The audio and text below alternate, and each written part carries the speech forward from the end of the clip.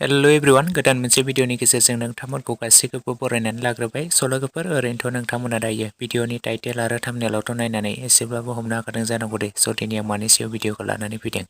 लोगोफोर दायो आं नोंथांमोननि सेराव लानानै फैदों मोनसे गोदानै आपकामिं अफिसियेल बड' मिउजिक भिडिअनि सायाव आपडेट लानानै। लोगोफोर बे मिउजिक भिडिअनि टाइटेल आरो थाम्बनेलनि मुङा मा आरो बे मिउजिक भिडिअ गाहाय सोर फाव खालामनायखौ नुनो मोनगोन आरो बबे प्रडाक्शननि गेजेरजों नुनो मोनगोन नोंथांमोना भिडिअनि सायाव आबुङै मिथिनो थाखाय फार्स्टनिफ्राय लानानै जोबजासे नायलांबाय थायोब्लानो जाबाय लोगोफोर। बर'नि सासे मुंदांखा बयजोंबो सिनायजानाय फावखुंग्रि फुजि बसुमतारी आरो बिथांजों लोगोसे बुकुल बर' बिथां सानैनि फाव खालामनायाव गोदान मोनसे आपकामिं अफिसियेल बड' मिउजिक भिडिअआ थाबैनो फैनो थांगासिनो दं लोगोफोर। बे मोनसे गोदानै फैनो गोनां आपकामिं अफिसियेल बड' मिउजिक भिडिअनि टाइटेल आरो थाम्बनेलनि मुङानो जादों खावनानै लांबाय।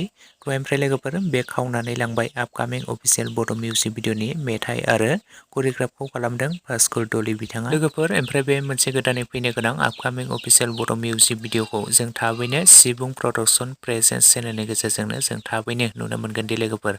थ' नोंथांमोना दानिफ्रायनो सोर नायनो एक्साइटेड बयबो कमेन्ट सेक्सनावहाय लिरना फोरमायहरखादो लोगोफोर।